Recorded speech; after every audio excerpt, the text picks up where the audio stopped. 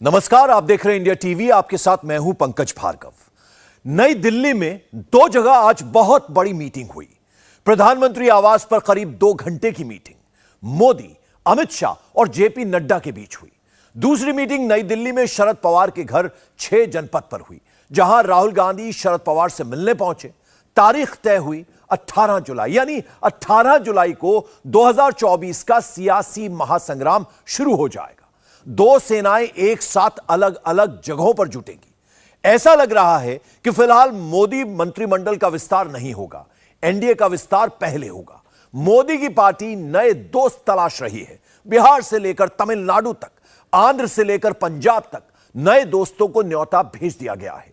जब नरेंद्र मोदी की पार्टी नए दोस्तों को इनविटेशन भेज रही थी, उस वक्त राहुल की पार्टी वीडियो रिलीज कर रही थी।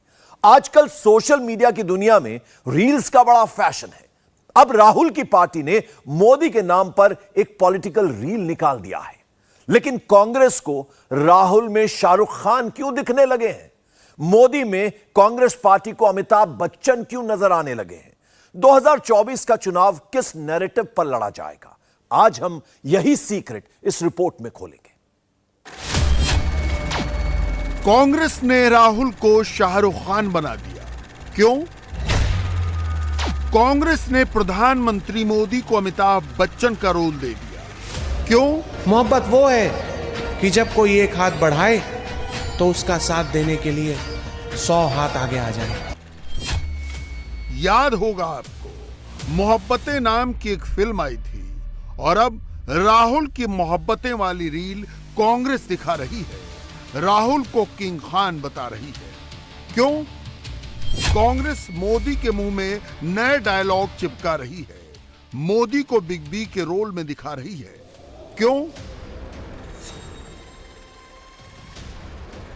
कांग्रेस आखिरकार कौन सा रील बना रही है? फिल्में तो बहुत सारी आई, कांग्रेस को मोहब्बतें की याद क्यों आई? इस रील में कांग्रेस ने राहुल को हीरो, मोदी को विलेन क्यों बताया? ये 24 वाला नया हथकंडा है, मोदी के खिलाफ एक नया प्रोपेगेंडा है। ये मोदी पर सीरियल अटैक का लेटेस्ट फॉर्मूला है। इस फॉर्मूले में क्या क्या है? अब मोदी पर नए तरीके से हमला होगा। वो नया तरीका क्या होगा? अब प्रधानमंत्री पर अलग तरीके से पर्सनल अटैक होंगे। विरोधियों का वो कौन सा सीक्रेट फॉर्मूला होगा? मैं मोहब्बतें बांटूंगा, तुम नफरत बांटोगे। कांग्रेस ने अब यही पिक्चर रिलीज की। हर हैंडल पर हार्ट वाली इमोजी के साथ मोहब्बत की पॉलिटिकल दुकान खोल दी है। इस दुकान में राहुल के लिए मोहब्बतें ही मोहब्बतें हैं। मोदी के खिलाफ सिर्फ और सिर्फ नफरती बोल हैं। So sad mister Modi. इस देश की फिजाओं में आपने नफरत खोल दी भैया। 2 मिनट के वीडियो में राहुल की आवाज की नकल, मोदी की आवाज की नकल। मैं पावर में हूं क्योंकि लोग मुझसे डरते हैं। राहुल जैसा मिलता जुलता चेहरा, मोदी जैसा मिलता जुलता चेहरा। और नफरत की जंग में जीत हमेशा नफरत की होती है। मगर 24 में मोदी को टारगेट करने के लिए एक बिल्कुल नया पैंतरा, नया तरीका। पहले आपको इस क्लिप के कुछ हिस्से सुनाते हैं, फिर आगे की बात करेंगे। So sad mister Modi. इस देश की फिजाओं में आपने नफरत खोल दी है भैया। यहां की हवाएं भी आपसे डरती हैं। इनको भी मालूम है कि आपको मोहब्बत पसंद नहीं है। आपके डर और नफरत का इससे बड़ा सबूत और क्या हो सकता है कि सीबीआई, ईडी, इन सब के जरिए आपने लोगों को डरा कर रखा है भैया। सत्ता चलाने के लिए 2 ही चीजों की जरूरत होती है मिस्टर राहुल, डर और नफरत। मैं पावर में हूं क्योंकि लोग मुझसे डरते हैं। एक बात और जान लीजिए मिस्टर राहुल कि मोहब्बत और नफरत की जंग में जीत हमेशा नफरत की होती हैं। No no no no no no mister Modi, मोहब्बत वो है भैया जो भारत को जोड़ती है। मोहब्बत वो है जो दिलों को दिलों से मिलाती है। ऐसी ताकत को मैं भी देखना चाहूंगा मिस्टर राहुल। कर्नाटक में दिखाया था ना, 2024 में फिर दिखाऊंगा। आपकी नफरत के बाजार में सिर्फ मेरी मोहब्बत की दुकान का डंका बजेगा मिस्टर मोदी।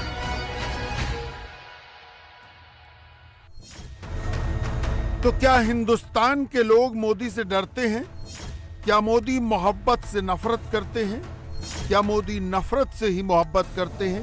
मैं पावर में हूं क्योंकि लोग मुझसे डरते हैं। कांग्रेस के इकोसिस्टम ने 2 मिनट के वीडियो की मदद से मोदी के खिलाफ जो दुष्प्रचार करने की कोशिश की है वो शुद्ध रूप से एक पॉलिटिकल गिमिक है, और इस गिमिक की पोल आखिरी लाइन में खुल जाती है जब ये सुनाई पड़ता है कर्नाटक में हरा कर दिखाया, अब 24 में हरा कर दिखाएंगे। नफरत के बाजार में सिर्फ मेरी मोहब्बत की दुकान का डंका बजेगा।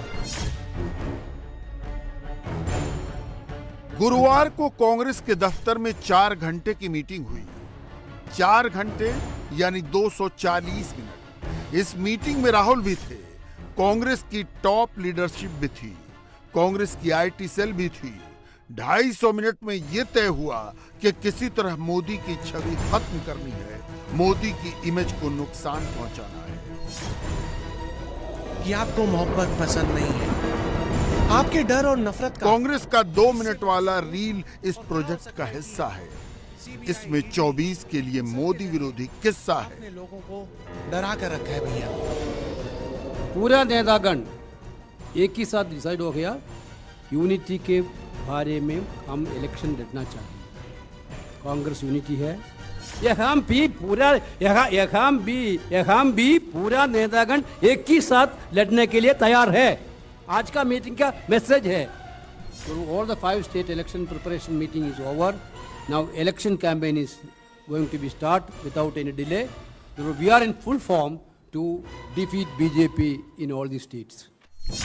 24 में मोदी की विदाई करानी है, ऐसी वाली नई स्क्रिप्ट, नया टेम्पलेट सबकी टाइमलाइन पर फिट होने लगा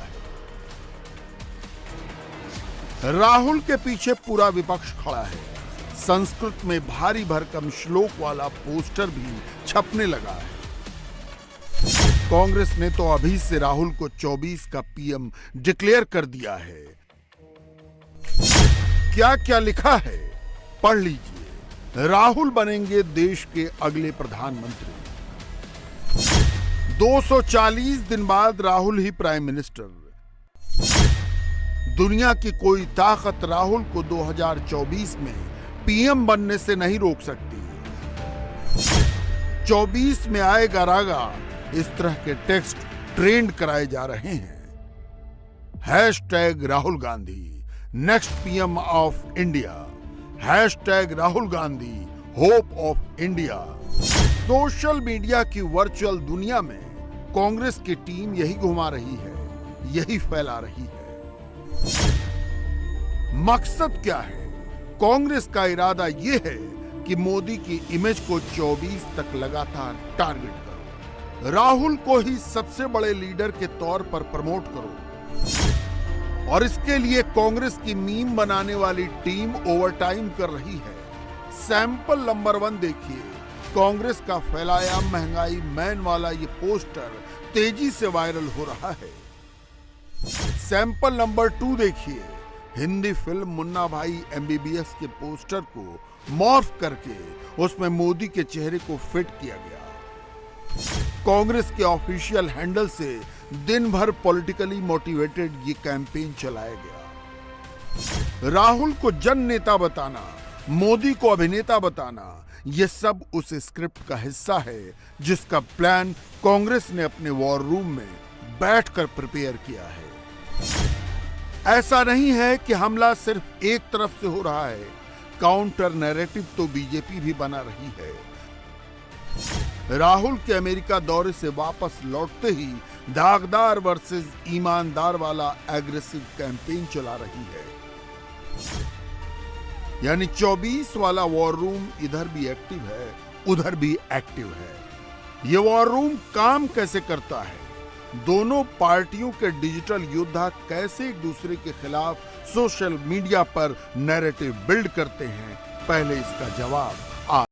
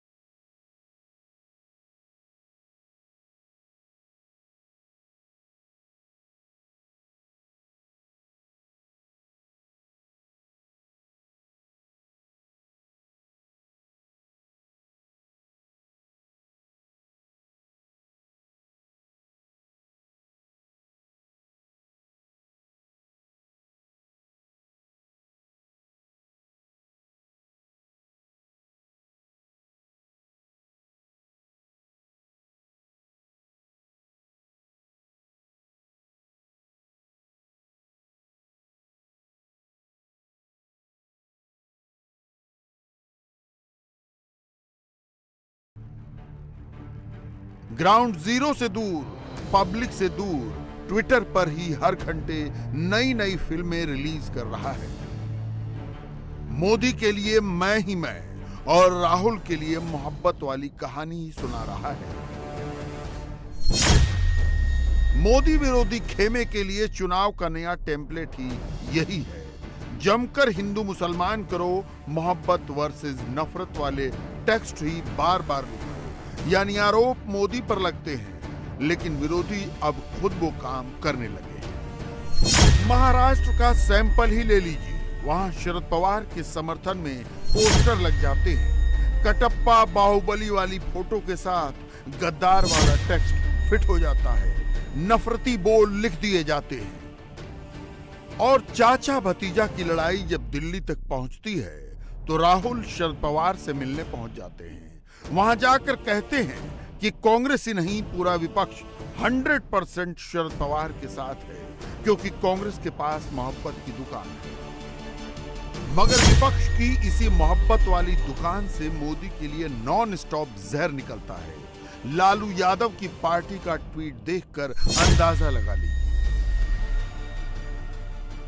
ब्लड टेस्ट कराने का टाइम हुआ है।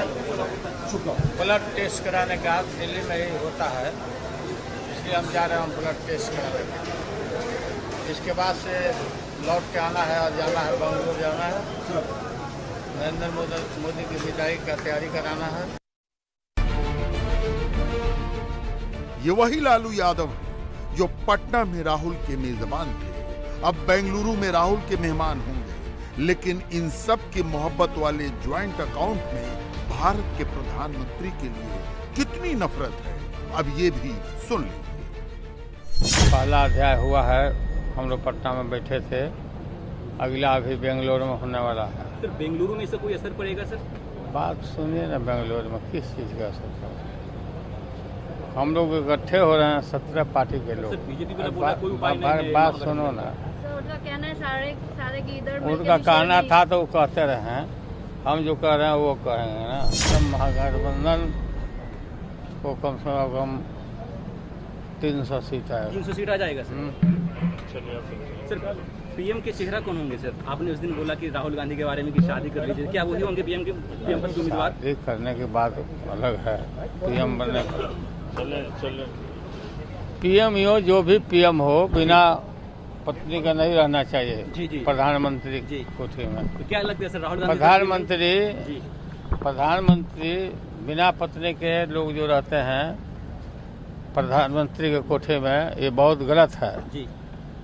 ये खत्म करना चाहिए। आज जो भी हो वो पत्नी के साथ है। 14 में भी कहा कि मैं मोदी की हवा को रोक दूंगा, क्या हुआ आपने देखा। 19 में भी पूरा उन्होंने ट्वीट किया, उस समय शायद जेल में थे, कि मोदी जी की हवा रुकेगी, क्या हुआ आपने देखा। और अभी 24 में भी देश देख रहा है क्या होगा। हाँ, एक बात में, चूंकि लालू जी ने बड़ा ताल ठोक के कहा है, तो बस मैं एक ही प्रश्न लेके और कोई उत्तर इस पर प्रश्न नहीं लूंगा कि लालू जी, मैंने सवाल किया था, पटना की बैठक हुई थी तो पटना से मैंने कहा था कि 24 के लिए जो बारात सज रही है उसका दूल्हा कौन है। ये तो बड़ा आश्चर्य हो रहा है कि बारात सजने के पहले ही बिखर रही है, बाराती ही भाग रहे हैं। तो आगे आगे देखिए होता है क्या। 24 आते आते मोदी विरोधी मोर्चे की मोहब्बत वाली दुकान से ऐसे नफरती बोल के बाउंसर्स खूब निकलेंगे। कांग्रेस ने तो आज इसका पार्ट 1 रिलीज किया है, अभी पार्ट 2, पार्ट 3 सब आएगा। और तय मानिए बीजेपी भी काउंटर अटैक करेगी, पीछे नहीं रहेगी। यूनिफॉर्म सिविल कोड, मुस्लिम मोहल्लों में नया हवा खड़ा किया जा रहा है। यह डर पैदा करने वाले हिंदुस्तान के कुछ मशहूर मौलाना हैं, और इन सब के पीछे खड़ा है मुस्लिम पर्सनल लॉ बोर्ड, जो असल में चंद स्वघोषित लोगों का एक ग्रुप है और खुद को हिंदुस्तान के मुसलमानों का नुमाइंदा बताता है। इन्होंने 74 पन्ने का एक फरमान जारी कर दिया है। इनसे यूसीसी पर सलाह मांगी गई थी, लेकिन बोर्ड ने यूनिफॉर्म सिविल कोड को रोकने की सारी शर्तें लगा दी, और जो बातें 74 पन्नों में नहीं लिख पाए उसके लिए अलग से पैराग्राफ ऐड कर दिए गए हैं। कौन है ये लोग, और ये मुसलमानों के दिमाग में क्या फिट करना चाहते हैं। जो मोदी से 2019 में हारे हैं, वो 2024 में कैसे मुस्लिम वोट के सहारे हैं, अभी आपको बहुत डिटेल में समझाते हैं।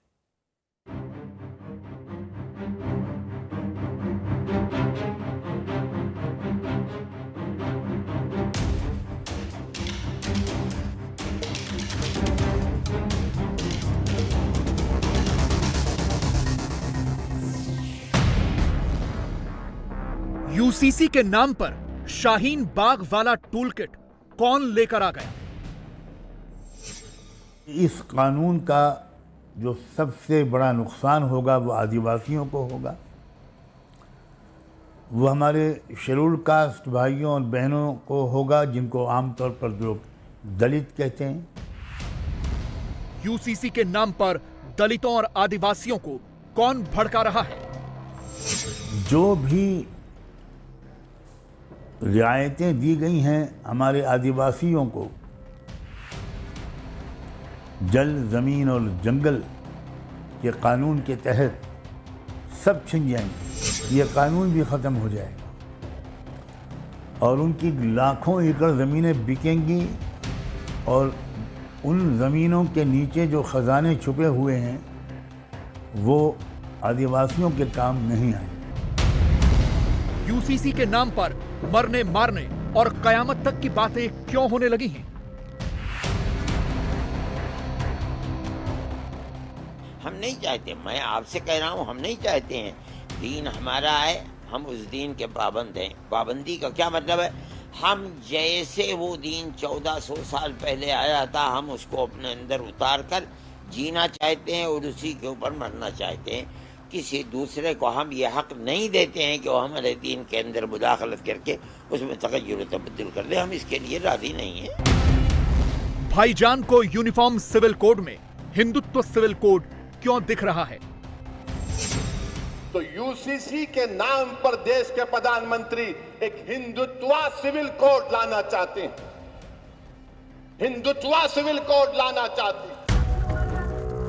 तरीका वही पुराना है, पहले सीए और एनआरसी पर भड़काया था, पूरे देश में शाहीन बाग बनाया था। अब यूसीसी के नाम पर बहकाना है और मुसलमानों को ही नहीं, सबको भड़काना है।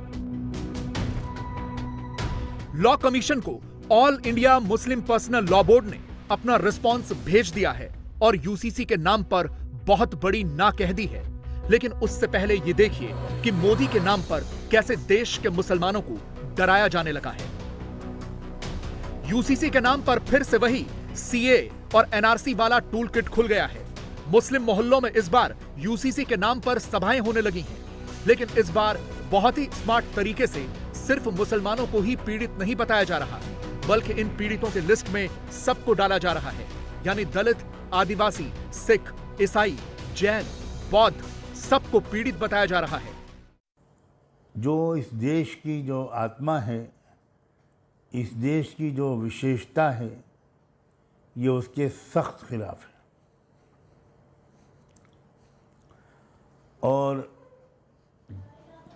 जो लोग झूठ बोलने के आदी हैं, धोखा देने के माहिर हैं, वो इस बात को इस तरह मशहूर करते हैं कि जैसे यूनिफॉर्म सिविल कोड के ख़िलाफ़ सिर्फ मुसलमान बोलते हैं, इसकी मुखालफत सिर्फ मुसलमान करते हैं। ये बहुत खुला हुआ धोखा है।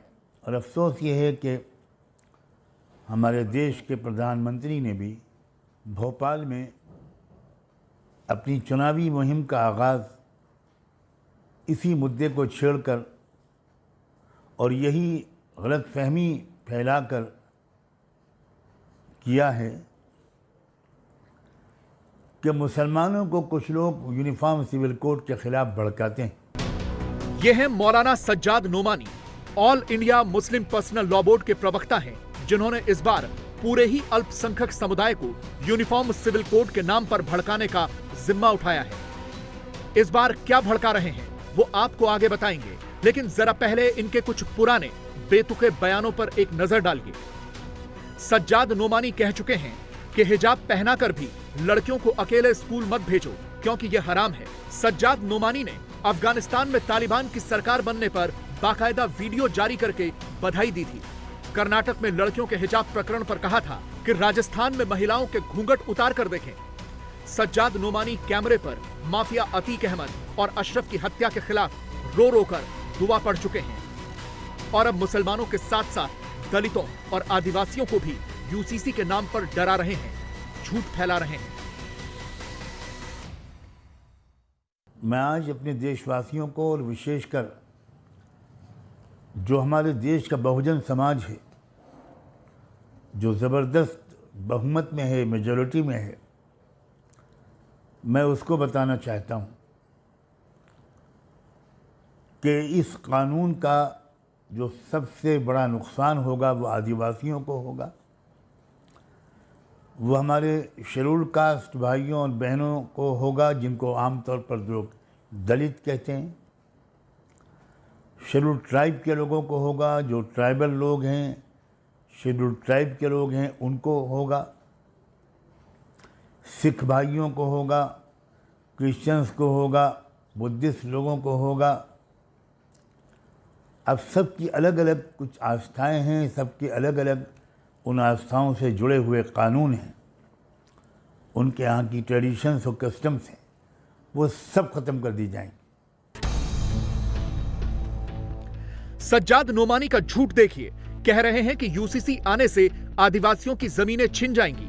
झूठा आरोप लगा रहे हैं यूसीसी के बाद आदिवासियों की जमीनों पर पूंजीपति कब्जा कर लेंगे। कह रहे हैं कि यूनिफॉर्म सिविल कोड के बाद सबसे बड़ा नुकसान इस देश के दलितों को होगा। ये भी कह रहे हैं कि सिखों, बौद्धों, आदिवासियों और दलितों के रीति रिवाज खत्म होंगे। ये बात सही है कि सबके अलग अलग पर्सनल लॉ हैं और शादी ब्याह के रीति रिवाज हैं, लेकिन यूसीसी कुप्रथाओं के खिलाफ है। सज्जाद नोमानी जैसे लोग बड़ी चालाकी से उन कुप्रथाओं का जिक्र नहीं करते, बल्कि सिर्फ झूठा प्रोपेगेंडा फैलाते हैं। जो भी रियायतें दी गई हैं हमारे आदिवासियों को, जल, ज़मीन और जंगल के कानून के तहत सब छिन जाएंगी। आदिवासियों की ज़मीन को कोई ख़रीद नहीं सकता। कलेक्टर की स्पेशल परमिशन के बगैर जो मुश्किल से मिलती है, ये कानून भी ख़त्म हो जाएगा और उनकी लाखों एकड़ ज़मीनें बिकेंगी और उन ज़मीनों के नीचे जो ख़जाने छुपे हुए हैं वो आदिवासियों के काम नहीं आएंगे।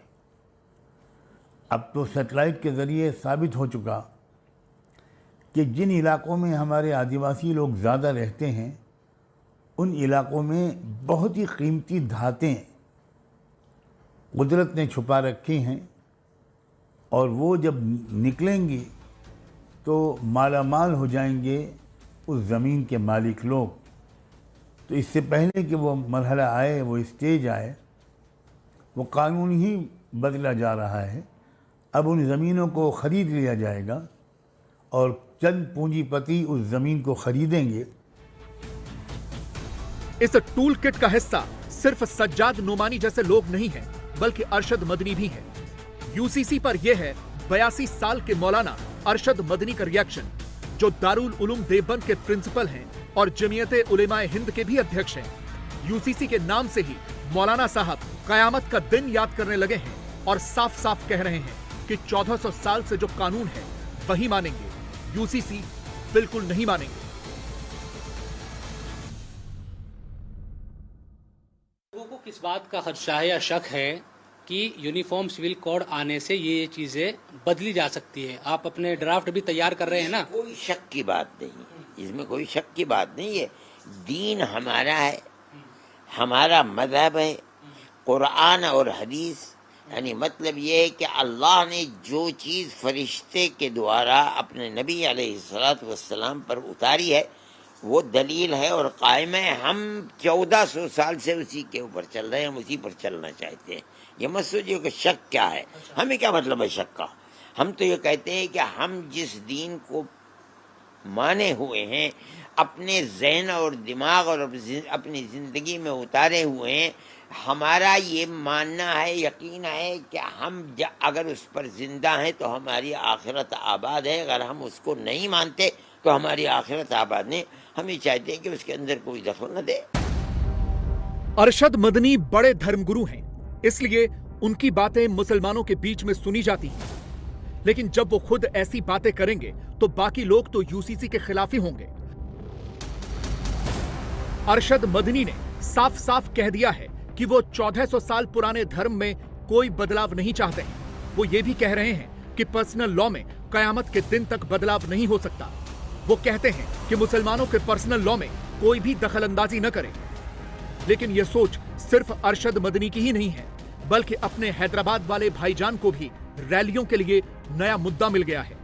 असदुद्दीन ओवैसी तो एक कदम आगे बढ़ गए हैं। उन्होंने यूनिफॉर्म सिविल कोड को हिंदुत्व सिविल कोड कह दिया है। आप क्यों लेके आना चाह रहे हैं? क्या वजह है? क्योंकि भारत के प्रधानमंत्री देश के प्लुरलिज्म और सेकुलरिज्म से वो नहीं मानते। भारत के प्रधानमंत्री सब चीज को एक करना चाहते हैं। भारत का एक ही रंग, एक ही समुदाय, एक ही मजहब, एक ही जबान, एक ही कल्चर, हर चीज अब तो एक फर्टिलाइजर भी करना चाहते हैं। भारत के प्रधानमंत्री, ये देश एक है और एक रहेगा, मगर इस देश में बसने वाले 130 करोड़ जनता हजारों तहजीबें, हजारों मजहब को मानने वाली, ये इस देश की खूबसूरती है। मगर भारत के प्रधानमंत्री को अनेकता से बड़ी नफरत है। भारत के प्रधानमंत्री अनेकता को नहीं मानते। देश के प्रधानमंत्री, जान लीजिए कि ये महाद्वीप है। आप बताइए कि हमारे ट्राइबल हैं, आदिवासियों के कस्टम को क्या करेंगे? आदिवासियों के कस्टम को क्या करेंगे? तो यूसीसी के नाम पर देश के प्रधानमंत्री एक हिंदुत्व सिविल कोड लाना चाहते हैं। हिंदुत्व सिविल कोड लाना चाहते हैं। ओवैसी और उनके धर्मगुरुओं के निशाने पर सीधे प्रधानमंत्री इसलिए हैं क्योंकि अब इस टूल किट को वोट बैंक खिसकने का डर सताने लगा है, क्योंकि मोदी ने अपना पोल खोल का एजेंडा सेट कर दिया है। आजकल हम देख रहे हैं कि यूनिफॉर्म सिविल कोड के नाम पर ऐसे लोगों को भड़काने का काम हो रहा है। मोदी ने मुसलमानों को भड़काने वाले गैंग को बेनकाब कर दिया है, इसीलिए ये सब बातें हो रही हैं। देश हो या विदेश, मुस्लिम कम्युनिटी में मोदी की पॉपुलैरिटी किसी से छिपी नहीं है। मुसलमानों का एक बड़ा वर्ग मोदी के काम का समर्थक भी है। इसीलिए मोदी ने अब पसमानदा मुसलमानों का जिक्र करना भी शुरू कर दिया। मोदी देश को अब यह बताने लगे हैं कि कैसे तुष्टीकरण की राजनीति करने वालों ने देश के पसमानदा मुसलमानों का शोषण किया है। उनके लिए कुछ नहीं किया, सिर्फ उनसे वोट लिया है। पसमानदा मुसलमानों का इतना शोषण किया है, लेकिन इसके ऊपर कभी देश में चर्चा नहीं हुई। जो पसमानदा मुसलमान है, उन्हें आज भी बराबरी का हक नहीं मिलता। उन्हें नीचा और अछूत समझा जाता है। सब इतने पिछड़े रहे हैं, इनके साथ इतना भेदभाव हुआ है। देश में मुसलमानों की कुल आबादी में करीब 85% पसमानदा हैं, जबकि 15% उच्च जाति के मुसलमानों की आबादी है। दलित और बैकवर्ड मुस्लिम पसमानदा वर्ग में आते हैं। बीजेपी का यह मानना है कि पसमानदा मुसलमान बीजेपी के कोर वोटर बनने लगे हैं। बीजेपी के दिमाग में 24 वाली रणनीति पूरी तरह से फिट है। बीजेपी जानती है कि अगर उसे 350 से 400 सीटें चाहिए तो उसके लिए मुसलमानों का वोट मिलना जरूरी है। इसीलिए 24 के मद्देनजर बीजेपी का अल्पसंख्यक मोर्चा इन दिनों देश भर में मोदी मित्र बना रहा है, सीधे मुसलमानों के बीच जा रहा है। हर लोकसभा सीट में 500 से 600 तक मोदी मित्र बन गए हैं। बीजेपी का टारगेट एक लोकसभा में 5000 मोदी मित्र बनाने का है। एक विधानसभा में 700 से 750 मोदी मित्र बनाने का लक्ष्य है। अल्पसंख्यक मोर्चा ने मोदी मित्र बनाने के लिए 64 ऐसी लोकसभा सीटों की पहचान की है जहां मुस्लिम आबादी 30% या इससे ज्यादा है। देश भर में मोदी मित्र बनाने के बाद अल्पसंख्यक मोर्चे के प्लान के तहत मोदी मित्रों को प्रधानमंत्री मोदी से भी मिलाया जाएगा। मोदी विरोधी खेमे की असल समस्या यही है। इसीलिए YouTube पर, ट्विटर पर, फेसबुक पर, इंस्टाग्राम पर अचानक से यूसीसी के खिलाफ वीडियो बनने लगे हैं। मुस्लिम मोहल्लों में ऐसे वीडियो सर्कुलेट होने लगे हैं। विरोध की बात अलग है, रहा सवाल यकसा सिविल कोड का। जुडिशरी हमारे यहाँ अलग है, सिविल अलग है। कानून हिंदुस्तान का है। बाबा साहब भीमराव अम्बेडकर ने जो संविधान बनाया है वो सबके लिए बनाया है। हिंदू राष्ट्र की बात करने वाले बागेश्वर धाम सरकार पंडित धीरेन्द्र कृष्ण शास्त्री दिल्ली आ गए। बाबा के लिए दिल्ली में भव्य पंडाल सजाया गया है। हजारों किलोमीटर दूर से बाबा बागेश्वर महाराज के भक्त दिल्ली भी पहुंच गए हैं। अगले 3 दिनों तक दिल्ली में बाबा बागेश्वर महाराज का दरबार लगेगा। कल बाबा के दरबार में भक्त अपनी अर्जी भी लगा सकेंगे। बाबा ने समझाया कि कैसे हनुमान जी के एक एक्शन से जिंदगी में बहुत बड़ा रिएक्शन हो जाता है। इसीलिए आज की बिजी लाइफ में हनुमान जी की तरह ही खुद को मजबूत बनाने की जरूरत है। अगले 3 दिनों तक दिल्ली में बाबा के क्या क्या प्रोग्राम हैं, डिटेल जानने के लिए देखिए ये खास रिपोर्ट।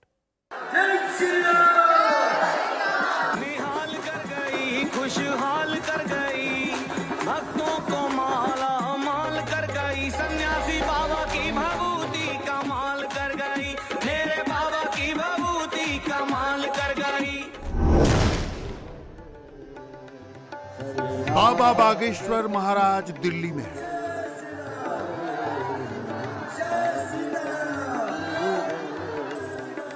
दिल्ली में हनुमान जी की कथा सुना रहे हैं पंडित धीरेन्द्र कृष्ण शास्त्री। बाबा बागेश्वर के भक्तों से पंडाल खचाखच भरा हुआ है।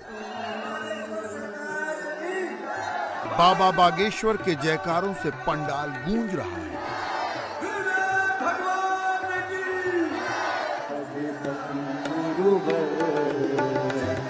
बाबा बागेश्वर महाराज क्या बोलते हैं, किस तरह बोलते हैं, उस पर सारी दुनिया की नजरें टिकी रहती हैं। क्योंकि बाबा बागेश्वर के प्रवचन का तरीका अनोखा होता है। बाबा बागेश्वर निराले स्वभाव के संत हैं। दूसरे साधु संतों से हटकर हैं बाबा बागेश्वर के बोलने का अंदाज। इसीलिए बाबा के श्रीमुख से निकले शब्द करोड़ों भक्तों पर असर छोड़ते हैं।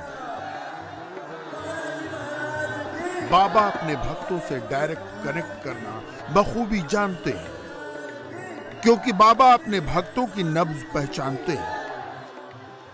इसीलिए बाबा बागेश्वर जिस सभा में पहुंचते हैं, बाबा के नारों से पंडाल गूंजने लगता है।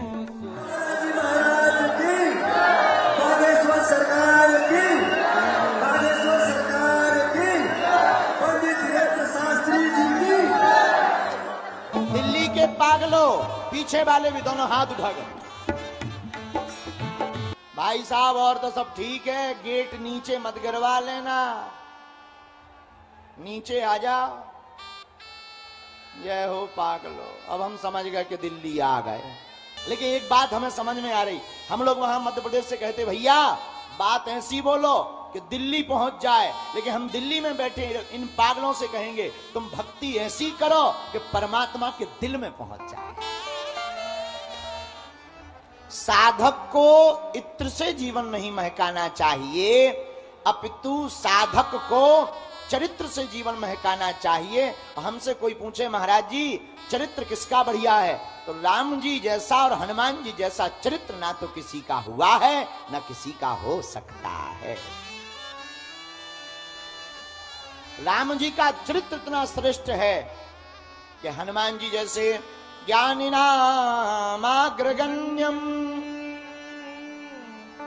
हनुमान जी जैसे ज्ञानी राम जी के दास हैं। आहा, हनुमान जी राम जी की शरण में। एक बात और, शरण में जाने से कभी मरण नहीं होता है। हम लोग शरण तो जाते हैं, लेकिन शरण जाते हैं पर्चा लेकर। 3 रुपए का फूल, 5 रुपए की माला, 10 रुपया की मिठाई, लड्डू लिए हनुमान जी के मंदिर पहुंचे। कहते हैं कहां गए थे, हनुमान जी की शरण में गए थे। लेकिन अद्भुत बात यह है कि 15 रुपया के प्रसाद में 3 करोड़ का पर्चा हनुमान जी को पकड़ाते हैं। हे हनुमान जी मकान बन जाए ठटरी के बरे। है? जैसे हनुमान जी रजिस्टर लेकर बैठे हो गए, हाँ भाई बताओ क्या क्या चाहिए राशन में। बोलो सीताराम, जोर से बोलो और जोर से बोलो।